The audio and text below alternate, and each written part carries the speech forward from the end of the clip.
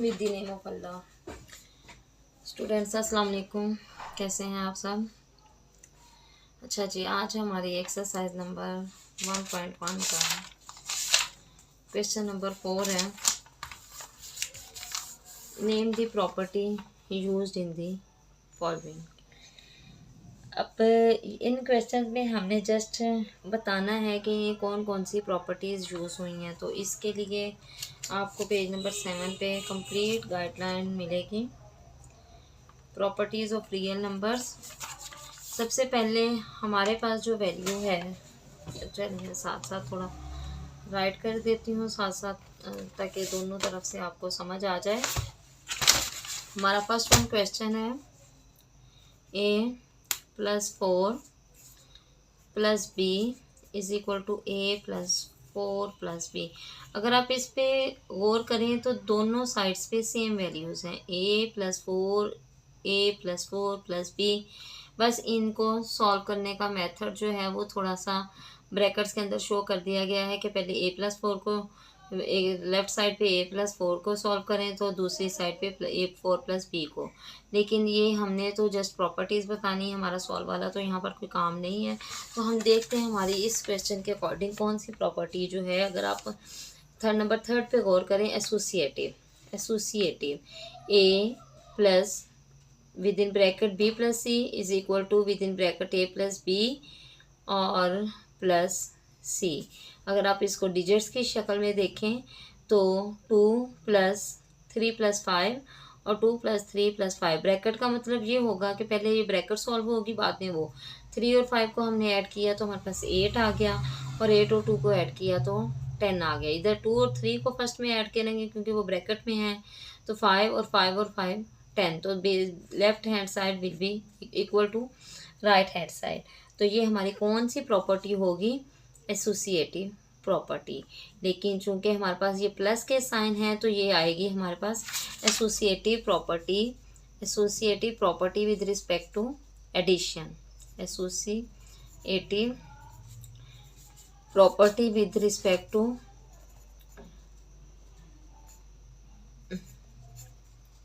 Addition.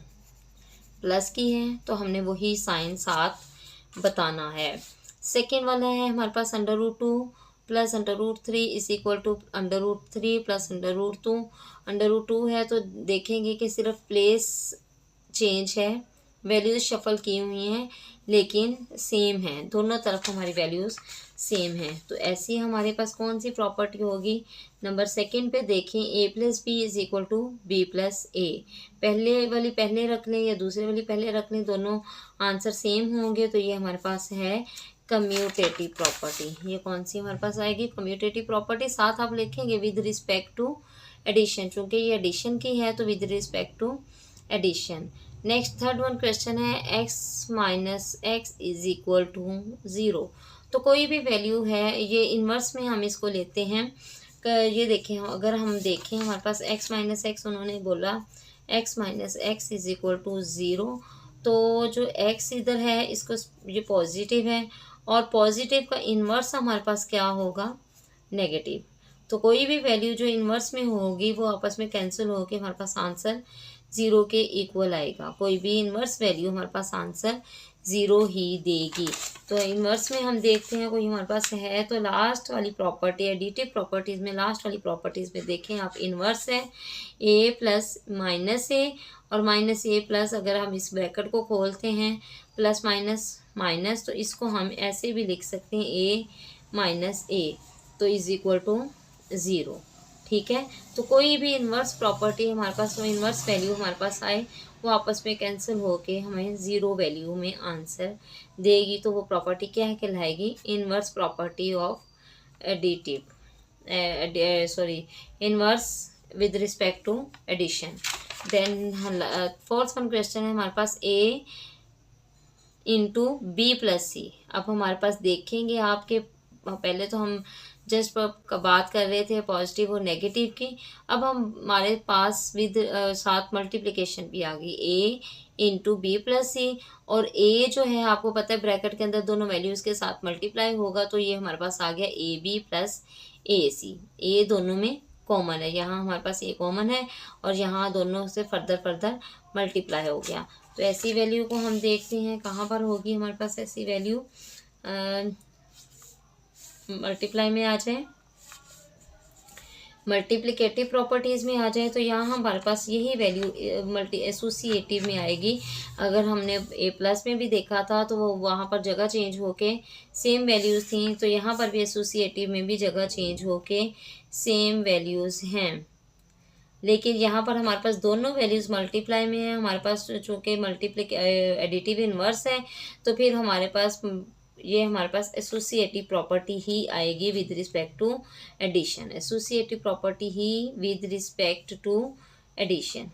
Okay, then हमारे पास एक और चीज़ आएगी 6 + 0 = 16। अच्छा, एडिटिव प्रॉपर्टीज़ में हम अगर बात करें तो हमारे पास ज़ीरो जो है वो आइडेंटिटी कहलाएगी, किसी भी चीज़ की ज़ीरो जो है वो आइडेंटिटी कहलाएगी। क्यों आइडेंटिटी कहलाएगी?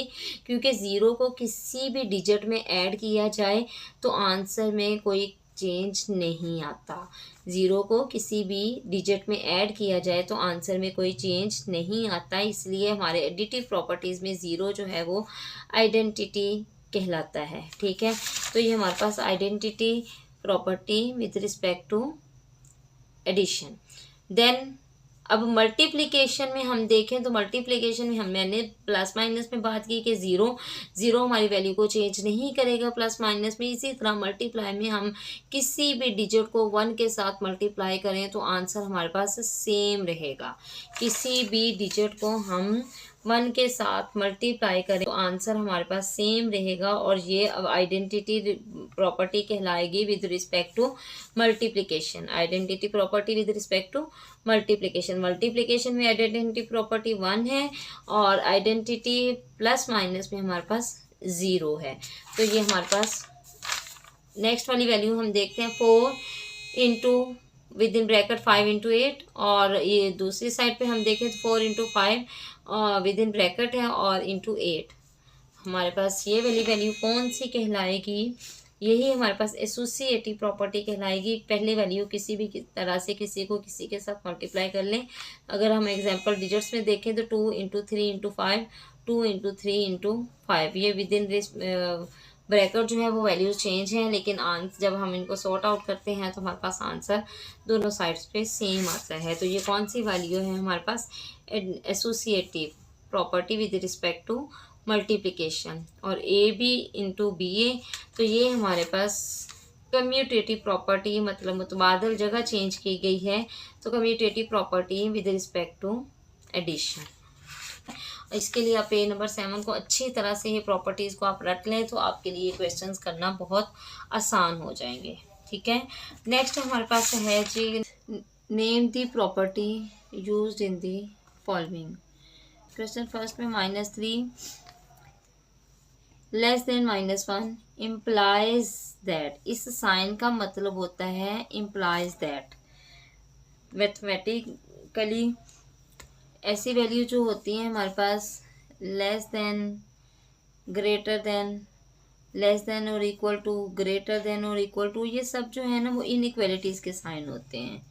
ये सब इनइक्वालिटीज़ के साइन होते हैं, मतलब ये वैल्यूज़ जो हैं इन्हें इक्वल टू के साइन के बगैर इन्हें सॉल्व करना होता है, इसलिए इन्हें इनइक्वालिटीज़ कहते हैं। तो हमारे पास क्वेश्चन है -3 less than -1 implies that 0 less than 2। यहाँ नेगेटिव हैं दोनों वैल्यूज़ और ये पॉजिटिव है, तो कैसे इस चीज़ को सॉल्व करेंगे कि हम अब इम्प्लाइज दैट का मतलब है कि कोई चीज़ अप्लाई की जाए इस पे। इम्प्लाइज दैट का मतलब कोई ऐसी चीज़ अप्लाई की जाए कि जिससे दोनों तरफ की वैल्यू हमारे पास लेस देन से पहले वाली वैल्यू सेकंड साइड पे इक्वल हो जाए और लेस देन के बाद वाली वैल्यू जो है वो भी दूसरी साइड पे इक्वल हो जाए। तो अब -3 में क्या ऐड किया जाए कि हमारे पास वैल्यू जो है वो 0 बन जाए? -3 में क्या ऐड करें कि वैल्यू हमारे पास 0 बन जाए? तो हमारा फर्स्ट वन क्वेश्चन है -3 लेस देन -1 इम्प्लाइज दैट, यानी कि अप्लाई किया जाए इस पे कोई वैल्यू जिससे हमारी ये वाली वैल्यू लेस देन से पहले वाली या आप इसको लेफ्ट हैंड साइड वाली वैल्यू कह सकते हैं कि 0 हो जाए और राइट हैंड साइड वाली वैल्यू जो है वो 2 हो जाए। तो हम अगर -3 को कैसे 0 बना सकते हैं, अगर -3 में हम +3 ऐड करेंगे तो हमारे पास क्या बन जाएगा, 0। और अगर हम -1 में, क्योंकि जो हम एक साइड पे करेंगे वही हम दूसरी साइड पे करेंगे, तो हम +3 एक साइड पे ऐड कर रहे हैं तो हमें +3 दूसरी साइड पे भी ऐड करना होगा। तो -3 + 3 = अब ले प्लस माइनस वैल्यू माइनस होगी और साइन कौन सा आएगा, बड़ी वैल्यू का। जहाँ भी वैल्यूज प्लस माइनस हो रही हों तो साइन हमारे पास प्लस माइनस वैल्यू में वैल्यू हमेशा माइनस होगी और साइन हमेशा कैपिटल वैल्यू का आएगा, बड़ी वैल्यू का आएगा। तो +3 में से -1 निकलेंगे तो हमारे पास +2 आएगा। तो हमारे पास आया, हम इसको सॉल्व कर सकते हैं। -3 + 3 < -1 + 3, तो इम्प्लाइज दैट 3 से 3 निकले तो 0 और 3 में से 1 निकला तो <2।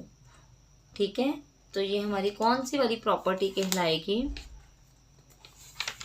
ये हमारी कौन सी वाली प्रॉपर्टी, उन्होंने तो हमें बोला है कि name the property using the following, मैंने आपको सॉल्व करके दिखा दिया।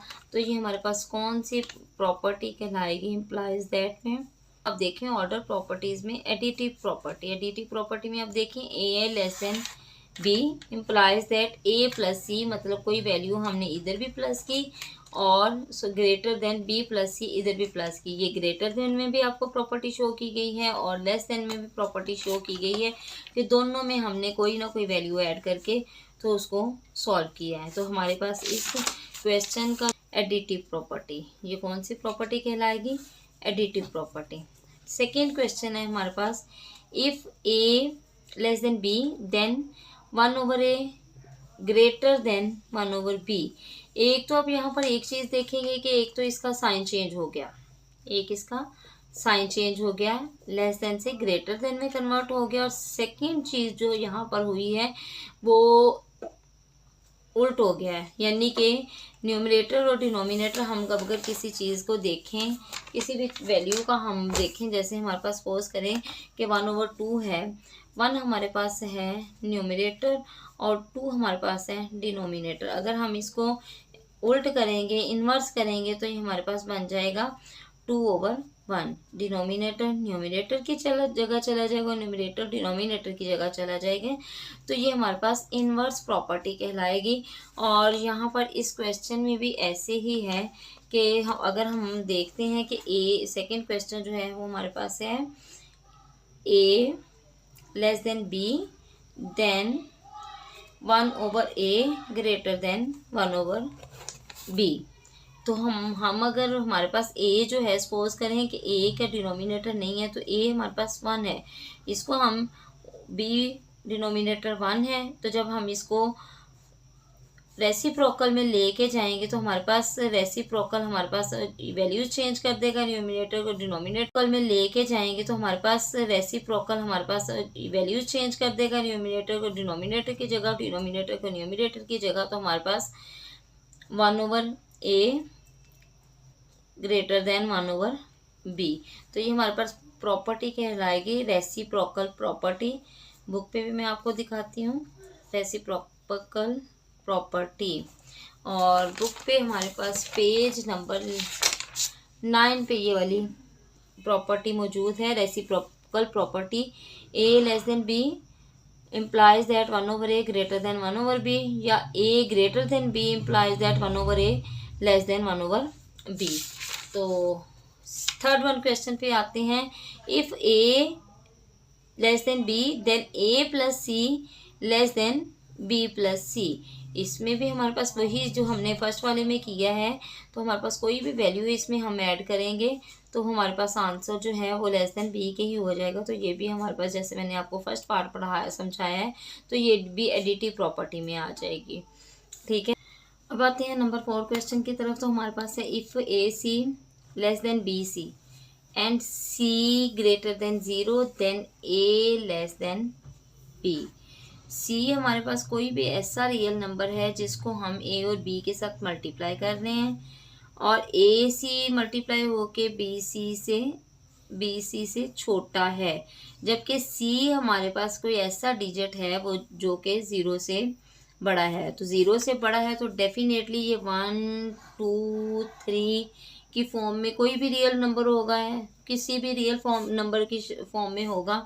तो हमारे पास सी greater than zero, then A less than B.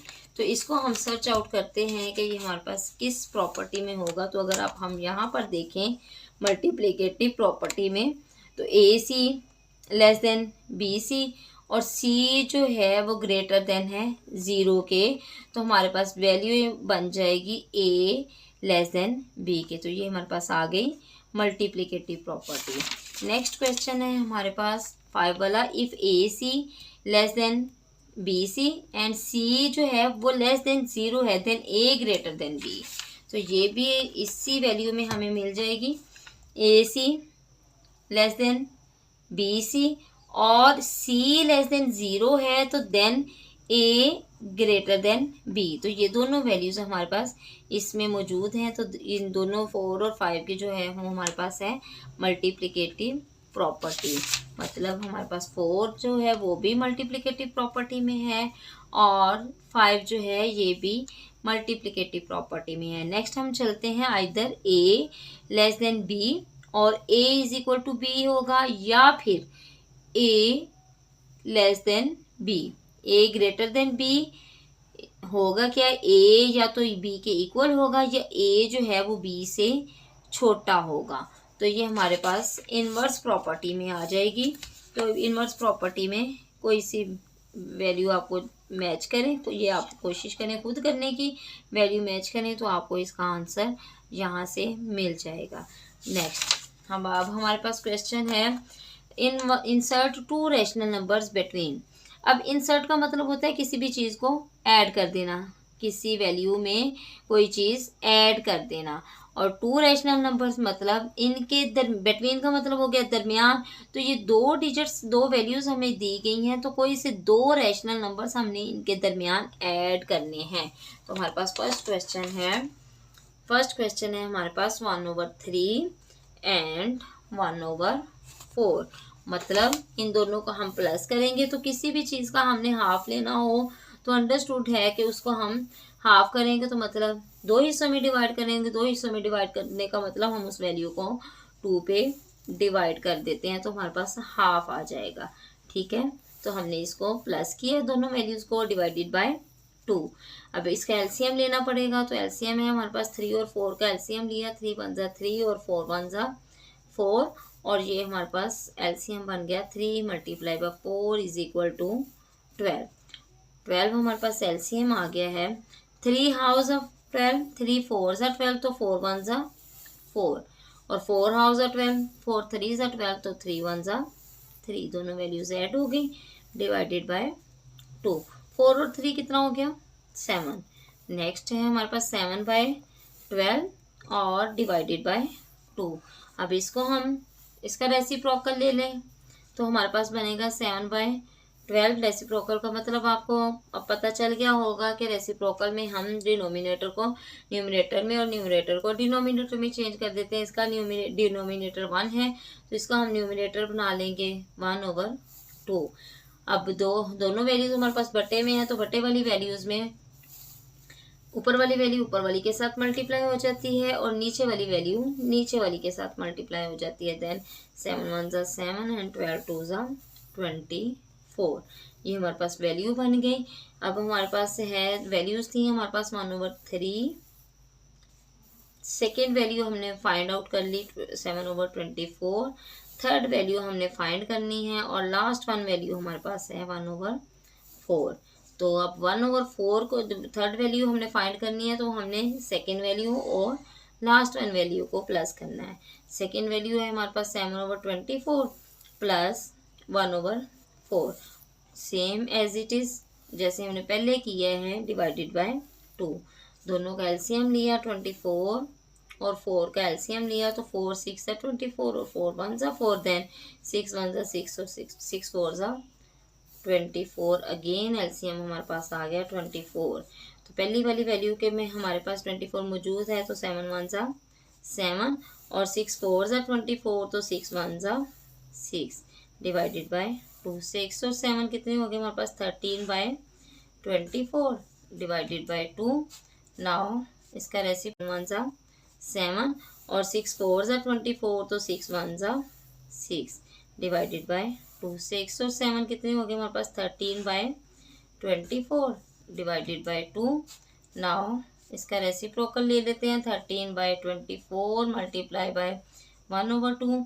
तो ऊपर वाली वैल्यू ऊपर से मल्टीप्लाई, नीचे वाली से, तो 13 1 ज़ा 13 और 24 2 ज़ा 48।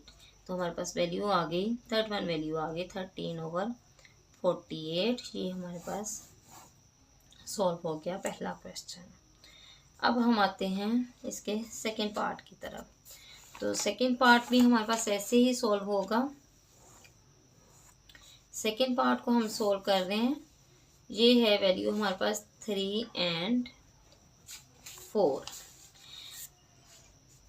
आसान सा लग रहा है, दोनों को प्लस करेंगे, 2 पे डिवाइड करेंगे, हमारे पास आंसर आ जाएगा 3 + 4 डिवाइडेड बाय 2।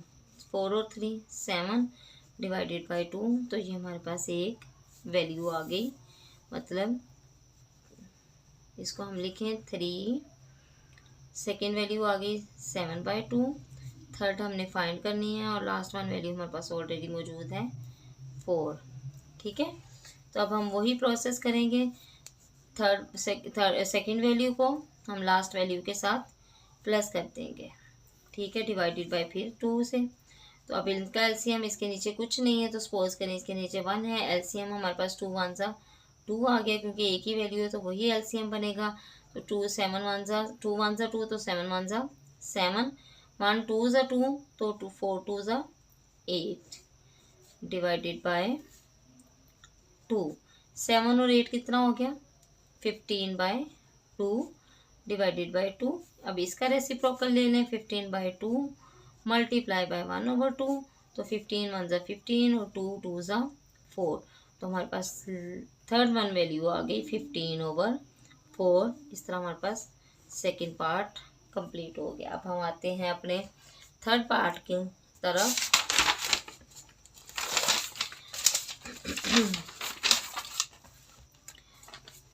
थर्ड क्वेश्चन है हमारे पास 3/5 एंड 4/5।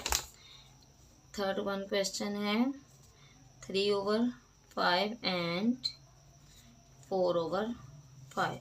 दोनों को ऐड करें 3/5 + 4/5 डिवाइडेड बाय 2। तो 5 और 5 का एलसीएम, चूंकि हमारे पास डिनोमिनेटर्स दोनों के सेम है, तो जिनके डिनोमिनेटर सेम होते हैं तो वही वैल्यू हमारे पास एलसीएम होती है। तो 5 एलसीएम बन गया इसका। तो 3 1 ज़ा 3 और 4 1 ज़ा 4 डिवाइडेड बाय 2। 4 और 3 हो गया हमारे पास 7/5 डिवाइडेड बाय 2। अगेन रेसिप्रोकल लेंगे तो 7/5 मल्टीप्लाई बाय 1/2। ऊपर वाली वैल्यू ऊपर वाली से, नीचे वाली वैल्यू नीचे वाली से। 7 1 ज़ा 7 और 5 2 ज़ा 10। ये हमारे पास एक वैल्यू आ गई। इसको हम अगर ऐड करें 3/5, सेकेंड वैल्यू हमने फाइंड की 7/10 और थर्ड वैल्यू हमने फाइंड करनी है, तो फोर्थ वन वैल्यू हमारे पास है 4/5। ठीक है, अब वही प्रोसेस करेंगे कि सेकेंड और लास्ट वैल्यू को हम प्लस करेंगे। सेकेंड वैल्यू हमारे पास 7/10 + 4/5। दोनों को ऐड करना है और डिवाइडेड बाय कर देना है हमने 2 से।